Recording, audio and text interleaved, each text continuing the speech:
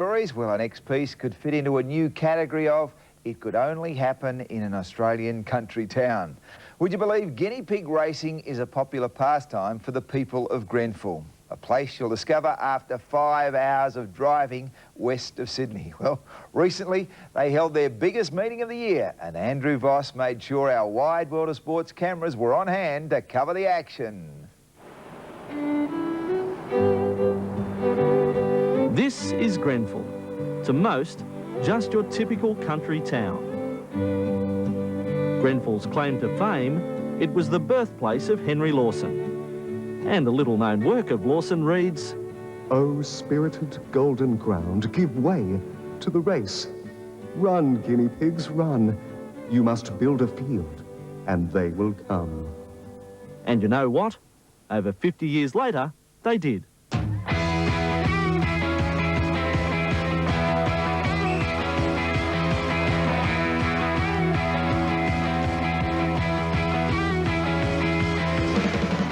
Welcome to the Pinnacle Guinea Pig Race Club, a sporting arena like no other.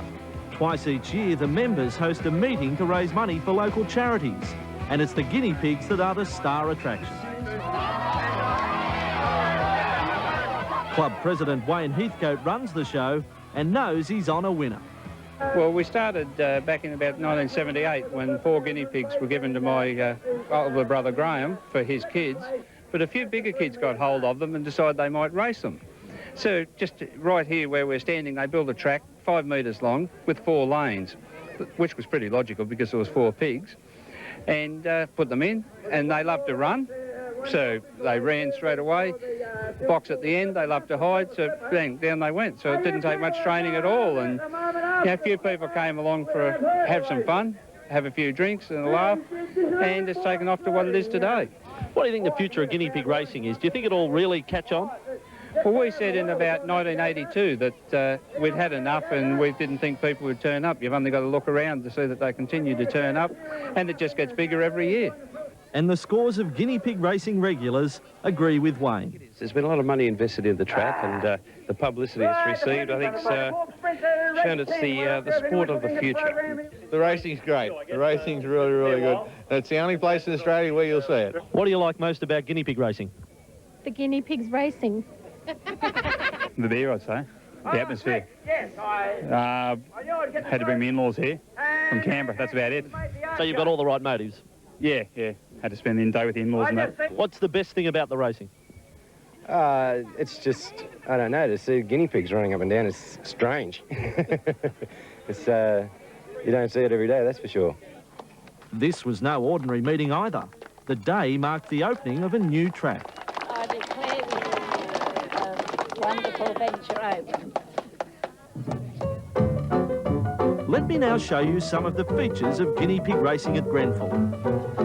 Of course, you have a track, 4 lanes measuring 10 metres.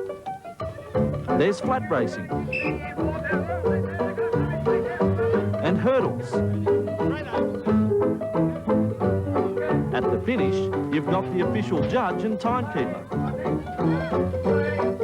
Then there's the course commentator, Bob Friend, a legend in the world of GPR. That's guinea pig racing. And keeping a close eye at track level is the chief steward, Boots, the dog. All facets of racing are covered.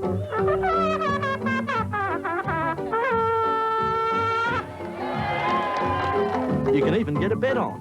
It's not uncommon for turnover figures at a meeting to be upwards of $80 or $90. I decided to consult the hardened punters to pick up some local knowledge. You don't pick the hairy ones, you pick the fine hair ones.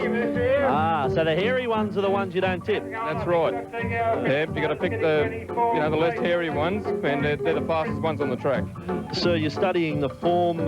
Can you actually tip us into any winners? No, I don't think I could, but I just pick them. I'd go for the number 1 all the way through. Do you think that the 1 gate is the preferred alley? It's the preferred alley. Despite the advice, I had my doubts about the bona fides of some of the runners. So what about the guinea pigs? Just what makes a good racer? Sandra Hall's as widely respected as the leading trainer. Well, I don't train them terribly much. About 2 training sessions for 3 minutes each is usually sufficient. All right, now if I was to buy a guinea pig, and these are obviously good signs here now, the gills are moving, the eyes are close together. This is Pansy, one of the real champions. Yes, look, see, he's raring to go. Now, what muscles are we looking for here that we should look out for when you're buying a guinea pig to race? Well, you can feel his muscles here, right around here. He's strong. That's what you need. Yes, guinea pig racing is a sport you can really get into. So much so that I bought one to represent Channel 9. I called him the champion and had him trained up and ready to run. The rest, as they say, is history.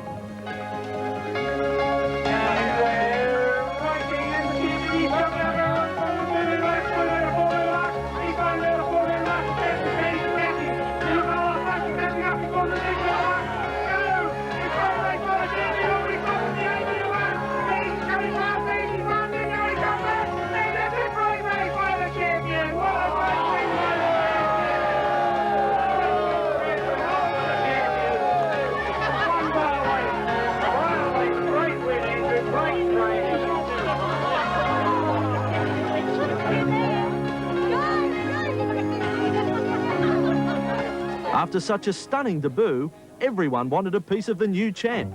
And you know what? I reckon he'll be back next year. As the folk at Grenfell will tell you, once guinea pig racing gets in your blood, it's there to stay.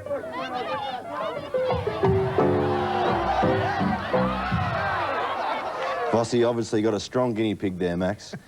It may not be the Melbourne Cup, but the Grenfell Guinea Pig Racing Carnivals have raised more than $70,000 for charity in their time, so it's all been for a good cause.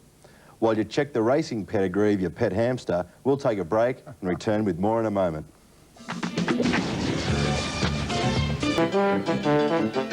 Sally Ann's off to the races, but they're guinea pig races.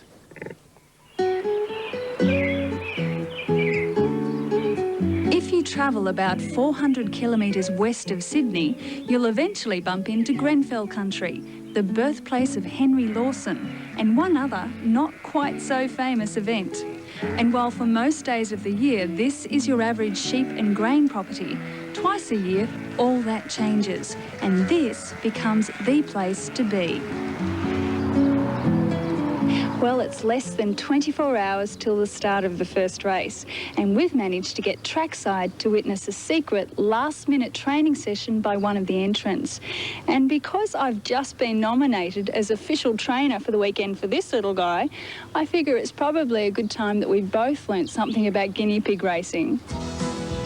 Talk to me, Pansy. That's Pansy. It's the racetrack and we're going to have a training run. Sandra Halls has been racing cavies, or as they're called around here, guinea pigs, for about 18 years. But for 8-month-old Pansy, this is only his second go at the track. Have you got any secrets as to ways to make them run faster or easier ways to train them? Well, I have a few secrets. I have been known to put some apple or some carrot at the end of the track.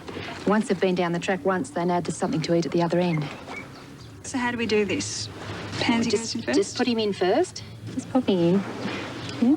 Okay. Just pushing. And they're off? And they're running. Come on, Pansy. Come on, Pansy. Good boy. Come on. Come on, Pansy. Now don't turn back. This way. This way. Come on. Go. That's it. Come on. The other way. Hey. Nearly there. Come on, Pansy. Good boy. Good boy. You can do it. We're not doing too well. Even Boots the sheepdog couldn't encourage talk to the animals. Maybe he's saving his energy for the real thing. Off we go. So he'll sleep well tonight, do you think? Oh, I might, but I'm sure the guinea pigs will.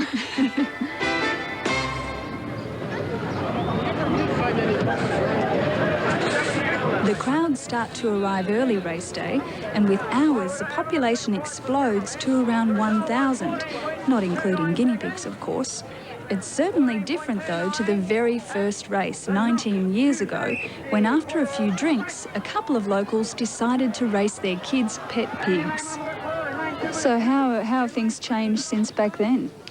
I think we're a little bit more sophisticated now. We actually have toilets instead of trees, and we have grandstands instead of planks with splinters. Yes, we've changed a lot, but it's still back to the basics of a family fun day and raising money for charity.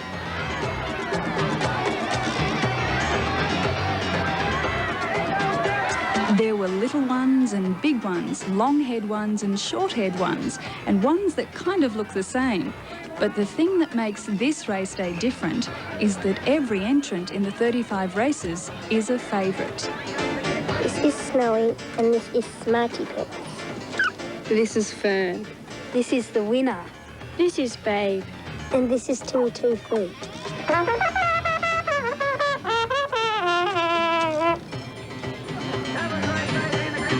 Tension was in the air and everyone wanted a good view. Race 1 is a sprint. 10 metres and it's a 2 inside no baseball sprint. It's a big long race. And in lane 1 we've got Swirl, in lane 2 we've got Tui, in lane 3 we've got Old Snow, and in lane 4 we've got Murray's Mate. There they go, Murray's Mate out in front, but now the Swirl. Swirl is going ahead. It's Old Snow in there, it's Old Snow in there, Swirl. But I think Swirl just beat Old Snow. Meanwhile, Murray coming in. Although there's a few protests and even the occasional swab, Very full race. there's no cruelty to the guinea pigs. Peter is playing up. No, it's Miss Piggy playing up. Sorry, it's Miss Piggy. Both on and off the track, Anybody else picking a guinea pig? the action was certainly hotting up. I've never seen pigs run so fast. What amazed you about that? Ah, their little legs. They were pumping.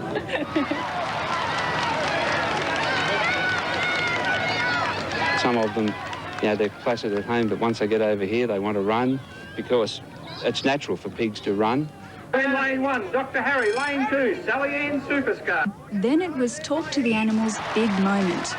I was pretty confident, up until about halfway. Sally actually trained it yesterday, I've got to tell you, and she trained it to run about 5 or 6 metres, and that was it. That insult was enough to encourage our little champ up to and over the line. And then it was Pansy's turn.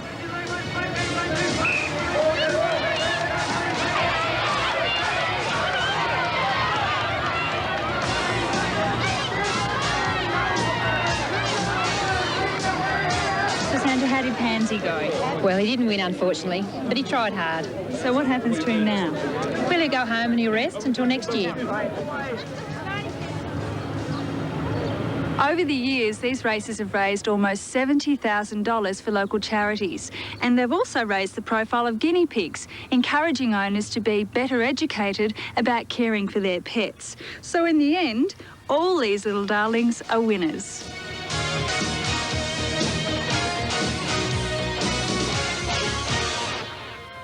Kelly finds out how hard it is